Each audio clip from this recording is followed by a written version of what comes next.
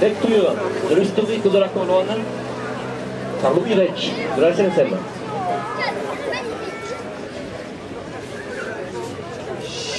Mesdames, Messieurs, le 21 janvier 1793, Manuel Godoy, l'homme fort du gouvernement espagnol de l'époque, déclare la guerre à la France afin de récupérer la partie de la Catalogne devenue française lors du traité des Pyrénées, à savoir le Roussillon, le Conflent et la Cerdagne.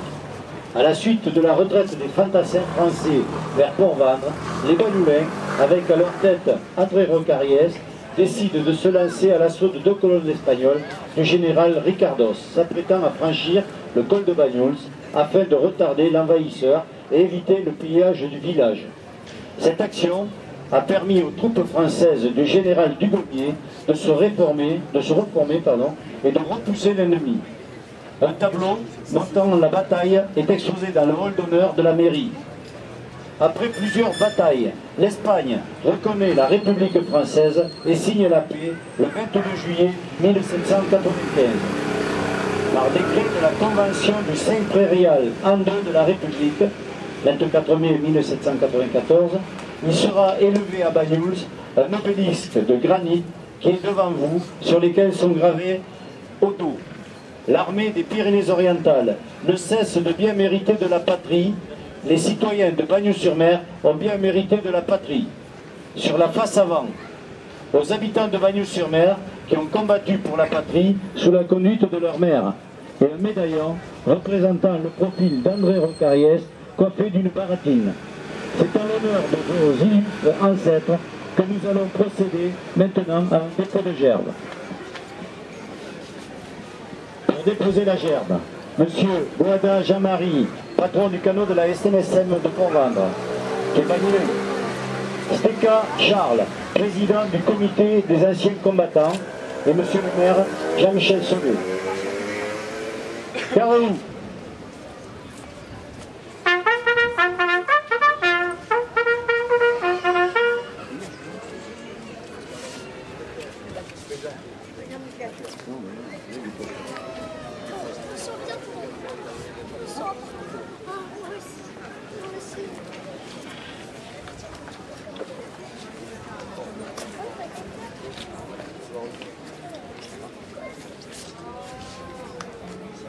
Pardon.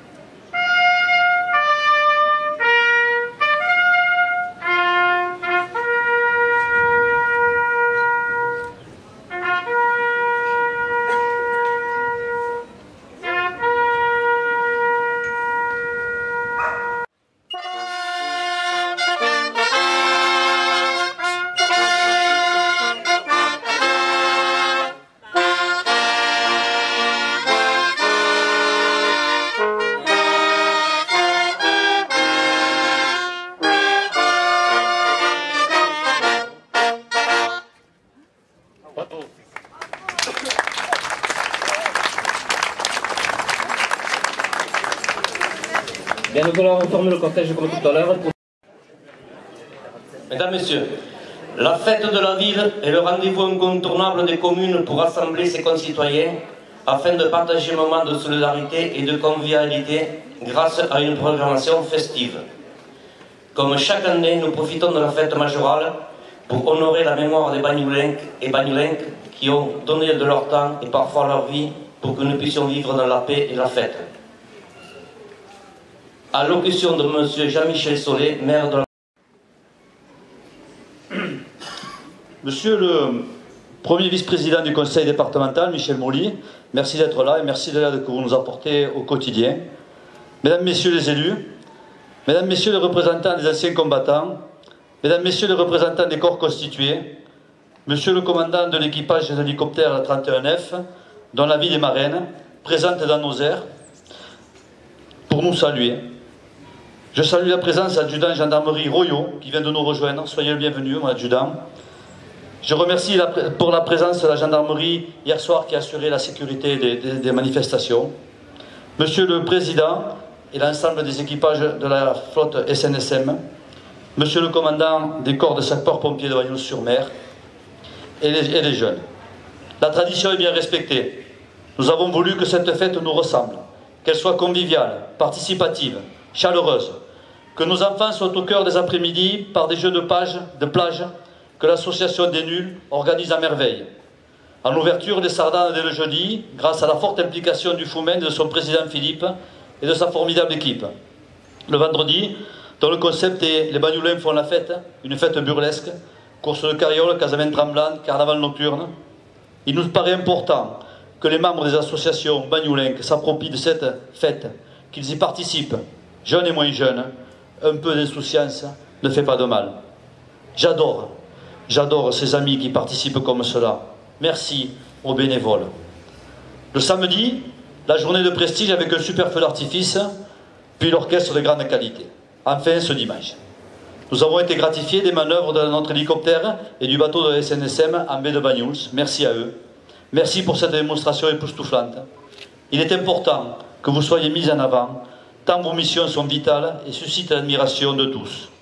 Aujourd'hui, nous fêtons Bagnols, notre ville. Cette ville qui nous est si chère, où beaucoup d'entre nous sont nés, d'autres ont choisi d'y vivre, et d'autres, bien encore, sont des résidents occasionnels, ô combien fidèles. Si nous souhaitons Bagnols dans la joie et la bonne humeur, c'est après la mise en place de mesures de sécurité drastiques, obligatoires, contraignantes parfois. Point de fête, sans le maximum de moyens pour votre sécurité. Sachez, on le sait tous, que le risque zéro n'existe pas. Ayons une pensée, aujourd'hui, pleine d'émotion et de recueillement, pour les victimes des attentats de Barcelone et de Cambrils. Si nous avons pu organiser, c'est grâce à la participation de tous, personnel communal, forces de l'ordre, bénévoles, ainsi que du comité des fêtes très élargi, que je remercie particulièrement, qui participe activement à toutes les actions, du défilé du carnaval, avec de nombreuses heures de travail, ainsi que les courses de carriole, qui fait partie de la journée qu'on affectionne tant. Les Bagnoulins font la fête. Profitons de ces instants de fête pour un hommage plus large, un remerciement à l'ensemble des bénévoles, qui sans relâche animent, font vivre notre cité, notre ville toute l'année. C'est à travers ces 80 associations, culture, expression artistique, sport, enfance, solidarité, personnes âgées, qu'ils sont représentés. Le bénévolat est un acte fort, un engagement citoyen. On peut lire sur le fronton de nos mairies « Fraternité », dont une des déclinaisons se traduit par l'amour que l'on porte à son prochain, que l'on lui transmet par des actes gratuits, faits dans l'intérêt général. Je voudrais remercier les forces de l'ordre, la gendarmerie, police municipale, saluer leur professionnalisme, leur implication. Ils sont nos anges gardiens durant ces fêtes. Ceux qui ne doivent pas nous faire oublier combien ils sont à nos côtés tout au long de l'année, dans tous les instants de notre vie, de notre quotidien. Ils ont la lourde tâche d'assurer notre sécurité, celle de nos enfants. Ils ont cette passionnante, difficile mission de prévenir, d'être là, à des moments parfois douloureux. Ils sont les garants du bon fonctionnement de notre société, garants de nos libertés, mot lui aussi inscrit au fronton de nos mairies. Garants le sont aussi les pompiers, toujours sollicités, bénévoles et volontaires, présents et témoins de nos vies, de nos malheurs, de nos détresses, infatigables serviteurs, nous portant secours avec une détermination et un sens du devoir, d'entraide de son prochain. Nous ne pouvons que leur témoigner notre reconnaissance, nos remerciements, avec un profond respect pour ce qu'ils sont. Un clin d'œil amical aux jeunes sapeurs-pompiers qui assurent la relève et qui se forment. Un salut appuyé à nos bénévoles sauveteurs en mer, ici présents, à nos côtés, tellement indispensables, qui bravent tempête pour porter secours aux navires en difficulté. Enfin, un remerciement aux bénévoles de la RIS, réserve intercommunale de sécurité, qui nous offrent de leur temps pour patrouiller, prévenir, signaler tout départ de feu. Car on le sait tous, c'est dans les premières minutes que l'on évite bien des drames et des destructions. Merci à vous tous. Je voudrais remercier très amicalement, avoir une pensée particulière pour l'ensemble des personnels communaux, administratifs, techniques, physiotourisme, CCAS, camping, trop souvent égratignés par des ignorants, et qui sont pourtant si présents. Présents à mes côtés, présents à vos côtés, à qui je demande parfois beaucoup, parfois l'impossible. Et ils le font. Un grand merci aux enseignants aussi pour leur dévouement. Enfin, je voudrais très amicalement saluer les élus de ma majorité, qui partagent mon quotidien, qui m'accompagnent, qui me supportent, mais aussi élus de la minorité, de l'opposition. Tous ont le sens de la démocratie, l'envie d'œuvrer dans l'intérêt des habitants de Bagnols-sur-Mer. Nos relations sont bonnes et je m'en félicite. Je suis un maire sans étiquette. Je suis un homme de conviction. J'ai mes idées, mais je suis un modéré. Et j'ai en moi cette certitude qu'une ville n'a qu'à faire des clivages. Une ville, c'est ni la droite ni la gauche. C'est tout cela, et bien plus encore. Une ville, c'est nous tous, dans nos diversités, dans notre vivre ensemble. L'important, c'est ce qui nous rassemble, que ce soit bien plus fort que ce qui peut nous diviser. Cette fête, la célébration de notre ville, nous donne l'occasion d'égrener l'actualité locale, de faire un point sur des projets en cours, de se projeter dans l'avenir. Banyuls, ville tournée vers la mer, ville de marins, m'incite à faire cette métaphore. Pour tout navigateur, l'appontage, la fin d'une traversée, parfois houleuse, enfin l'horizon s'éclaircit, la joie de découvrir la terre. Ce chantier de notre front de mer fut à cette image. Une longue aventure, parsemée de tempêtes, de découvertes, un rude combat, passionnant, captivant, avec l'espoir et la satisfaction du devoir accompli. C'est le grand chantier de l'année, celui qui a fait l'actualité. C'est notre avenue principale, là où tout le monde passe, là où tout le monde se retrouve. C'est un lieu de vie. C'est aussi l'axe principal, la colonne vertébrale de Banyuls, lieu éminemment important qui nous tient tous à cœur. En premier, un grand merci à l'équipe municipale pour leur immense participation. Ils ont relevé ce défi, se sont investis très professionnellement, avec de l'envie. Ils sont incontestablement la clé de réussite de cette première tranche de travaux. Un salut amical à Rémi, qui comme moi n'a pas dormi sereinement toutes les nuits, tellement la pression, les jours s'égrenant, le planning semblait intenable. Et pourtant nous y sommes arrivés. Et j'associerai à cet hommage mon ami Guy Vidon, qui a suivi les travaux tous les jours avec moi. Toutes nos excuses aux trop nombreuses personnes victimes de chutes, de désagréments en tout genre. Je le regrette profondément et j'en suis conscient. Ce chantier long, interminable, important, a subi à sa décharge de nombreuses complications techniques et surtout les caprices de la météo. Le plus gros projet est maintenant réalisé, restent les dernières finitions et la suite de cette tranche qui reprendra après la fête des vendanges par l'aménagement de la montée des arcades, le trottoir et la route. Une jonction piétonne des Elmes jusqu'au centre-ville par un cheminement doux, reliera ainsi le sentier littoral par un trottoir sécurisé traversant la ville. Ces travaux s'inscrivent dans un projet de territoire que nous avons élaboré dès notre arrivée et que nous réalisons. La responsabilité des élus, ma responsabilité, est de gérer le quotidien bien sûr, mais aussi et surtout d'anticiper l'avenir, de faire des propositions, d'inscrire notre ville dans un projet plus global de développement durable, de saisir les rares opportunités qui se présentent, enfin d'être un acteur économique, environnemental, pour influer dans la création ou le maintien de l'emploi. Il faut être aussi force de proposition et d'accès de possibilités à des logements. Dans ce monde en pleine évolution, ce projet de territoire trace le fil conducteur de nos actions et de nos travaux.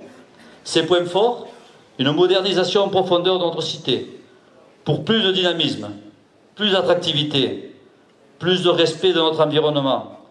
En rénovant notre cité, nous rendons nos rues et nos trottoirs accessibles. C'est aussi une reconquête du centre urbain, le maintien de nos jeunes par l'accessibilité au logement des primo-accédants. C'est aussi l'opportunité de créer un véritable partenariat avec le laboratoire AGO, partenariat gagnant. L'ouverture du nouvel aquarium, bien que retardée, est une chance que nous ne pouvons ignorer. Les travaux de revitalisation, de mise en sécurité, d'embellissement du parvis du laboratoire, entrepris par la ville, sont un signe fort de notre implication. De même que le futur projet de cheminement scientifique de l'hôtel de ville qui ira jusqu'à l'aquarium, une nouveauté, une incitation à sa visite. Cela fait partie de nos axes de développement pour un tourisme scientifique inégalable, unique, véritable outil pédagogique très ludique par l'implication des scientifiques dans une université de recherche et d'enseignement, Pierre et Marie Curie. Son caractère en fait une réelle pépite, un atout incontestable pour notre ville. Plus de 80 000 visiteurs sont attendus. De plus, le laboratoire Arago développe un incubateur d'entreprises lié à la mer, ayant besoin de sa technologie. Et elles doivent a priori être en capacité de s'installer sur notre territoire et ainsi participer à la création d'emplois. Si nous avons identifié le tourisme scientifique, nous avons aussi travaillé sur d'autres grands thèmes, tel que le tourisme qui intègre la croissance bleue, chère à la région, le tourisme qui intègre la plaisance et les magnifiques spots de plongée, et bien sûr le sentier littoral. Nous travaillons sans relâche sur le projet de mise en conformité, en sécurité, en esthétique de notre port de plaisance. Dossier ô combien compliqué, croyez-moi, important, car non seulement ce port devient dangereux, mais en plus il ne joue même pas son rôle de création, d'animation touristique, économique qu'on pourrait attendre vu son implantation au corps de la ville. Les études sont très avancées et en cours de validation pour autorisation de travaux par les services de l'État, l'ADREAL. Le dossier de demande de subvention sont déposés à la région, à l'Europe, sachant que leur obtention sera déterminante pour le bouclage du dossier financier. La bonne nouvelle est que je suis allé plaider à Paris un appel national à projet lancé par l'ADEME, site pilote pour la reconquête de la biodiversité. Nous avons reçu le 1er août la décision d'attribution d'une subvention à hauteur d'1 830 000 €, alors que nous en espérions 1 700 000 €. Je tiens très sincèrement à remercier les services de l'État qui nous ont entendus. Le tourisme culturel, avec le concept dans l'EHPAD Aristide, le tourisme culturel avec le concept dans l'EHPAD Aristide, avec peut-être la possibilité d'avoir une 6e œuvre de Mayol sur le front de mer. Pour cela, j'ai bien envie, et je vous demande de me suivre dans cette idée, de lancer une souscription pour que chacun puisse s'approprier cette œuvre, cette démarche qualitative. Bien sûr que je n'oublie pas le tourisme de terroir, la randonnée, avec la modernisation de la maison de la randonnée créée il y a 2 ans. Ce tourisme de nature, écotourisme, de développement durable, d'itinérance à thème, tels que la découverte de l'arrière-pays, vignobles de montagne au bord de la mer, par des escapades découvertes, des visites de nombreuses caves, où les vignerons, que je salue, proposent des dégustations à thème, mariage talentueux des vins et de la gastronomie. Nous sommes toujours en développement de ce projet qui me tient énormément à cœur, le centre régional de sommellerie. Projet maintenant porté par les 2 intercommunalités, Albert-Côte-Vermeille et Libéris, et la commune des Aspres. Ce projet, je le soutiens avec toute mon énergie. Il est à mon sens indispensable pour apporter la notoriété à notre terroir, à nos vins, qui en ont terriblement besoin, pour préserver cette viticulture de montagne, viticulture héroïque, qui dessine nos paysages, dont tout le monde profite et que seuls les vignerons entretiennent. Vous l'avez compris, par ma voix, la commune est très engagée dans cette réalisation. L'Office du tourisme, lui aussi, a fait une grande mutation, devenant le centre de notre politique touristique, proposant des produits packagés, passant du stade de l'information à celui de la promotion. Banyuls vit du tourisme, mais pas que. Nous avons, comme la loi nous fait obligation, et nous y contraint, élaboré un PLU, plan local d'urbanisme, en remplacement de notre vieux poste, plan d'occupation des sols. Nous avons fait un travail important de concertation et ce PLU sera arrêté définitivement avant la fin de l'année. Après, une enquête publique que je vous conseille de suivre. Ce plan d'urbanisme est en parfaite concordance avec les différentes réglementations en vigueur et la loi de protection de l'environnement. Il traduit notre volonté forte de réduire une urbanisation non maîtrisée et galopante. Il traduit notre volonté de préserver nos paysages et les risques liés aux inondations. Il traduit notre volonté de maîtriser notre numérisation, notamment en favorisant l'habitat annuel par des résidences principales et le maintien de nos jeunes par la création d'un vaste lotissement communal, prenant fortement en compte la problématique des primo-accédants. Car je me refuse de rester sans action et de voir partir nos jeunes après m'être battu pour préserver l'emploi. L'emploi, une priorité de notre territoire. Nous sommes en finalité de conserver la masse maison d'accueil spécialisée dans les terrains du centre Élio-Marin et d'y installer les 2 maisons de retraite bien en danger, préservant ainsi plus de 220 emplois. Là aussi, la commune s'engage en donnant les terrains, en étant maître d'œuvre du chenal, en participant et en facilitant. Sans notre implication, ce projet ne se ferait pas. Les derniers accords sont en finalisation. On a eu une réunion la semaine dernière. Après un long et travail difficile, le conseil municipal aura statué dessus. Mais je tiens aussi à remercier les services de l'État et toutes les personnes élues de tous bords, qui nous ont aidés. Preuve, s'il en est, que l'intérêt général peut primer sans les clivages des partis politiques.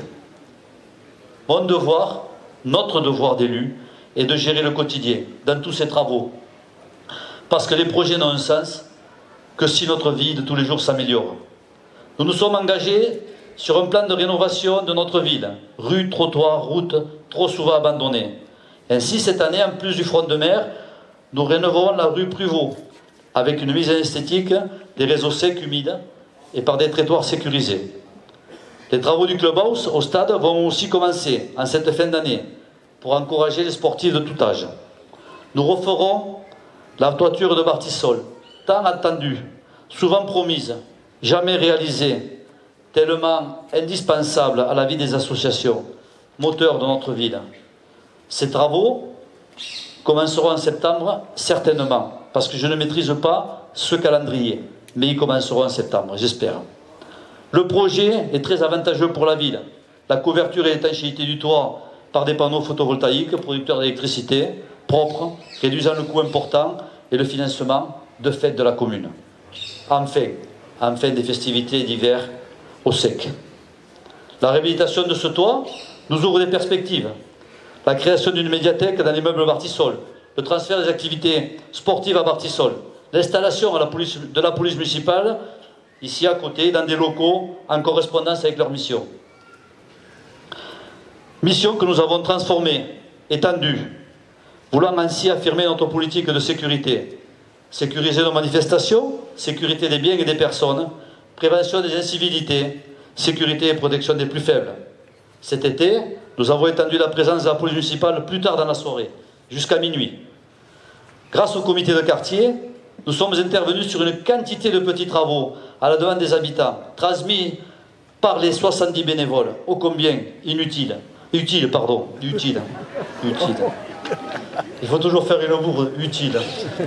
Il faudra couper ça de l'enregistrement. Bon, mais ça fait rien. Tellement utile et tellement important.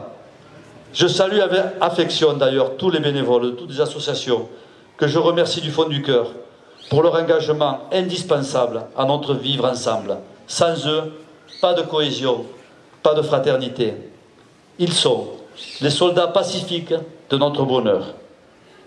Déjà ce profil 2018, j'aurai l'occasion de présenter les projets au cours de la cérémonie des vœux aux associations et à la population. Sans trahir quelques secrets, sachez que nous allons encore et encore rénover notre ville, intervenir dans les quartiers et dans l'arrière-pays.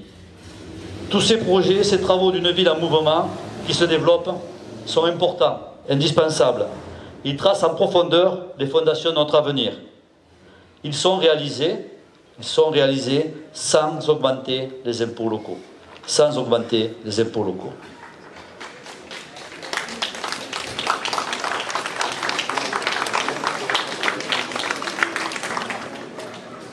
Le travail d'un élu, c'est tout cela et bien plus encore. Ce qui est essentiel, c'est surtout à mes yeux notre ville, dans ce qu'elle a de plus précieux, ses habitants, nous tous ici réunis. Essentiel, l'harmonie d'un village, la solidarité, cette formidable idée d'appartenir à ce pays, à ses traditions. Essentiel, notre catalanité, dans la nation française, dont nous sommes les enfants. Essentiel, et nos différences qui nous rendent plus forts, notre intergénération, nos origines, ce mélange de générosité et d'humanité. Les élus locaux, le maire, sont au centre de cela. Ils sont le lien entre l'État et le peuple. Ils sont ceux que l'on interpelle au quotidien sur tous les sujets de la vie, l'urbanisation, la propreté des rues, les affaires sociales, les civilités. Souvent médiateurs dans des conflits de voisinage, parfois conseillers et des fois confidents. Je m'interroge et je m'opposerai avec force à cette remise en cause du statut de l'élu, à l'autonomie financière des collectivités locales. Je suis inquiet de voir la tendance à la minoration, voire à la suppression de cet échelon de nos sociétés. Attention à ne pas isoler trop le citoyen, qui, faute d'interlocuteurs, se retournera vers l'impensable, l'impossible. Je dis avec force, les élus locaux sont le maillon indispensable, garant de la démocratie. Je voudrais terminer par deux citations. Une de Simone Veil qui nous dit « Le sort de l'humanité ne se fait pas à coup de force. Il se fait silencieusement par le développement d'idées élues. » Et une dernière de Robert Park « La ville n'est pas une simple agglomération d'hommes et d'équipements. C'est un état d'esprit. » Vive Banyuls, vive la République, vive la France. Le drapeau garde à vous.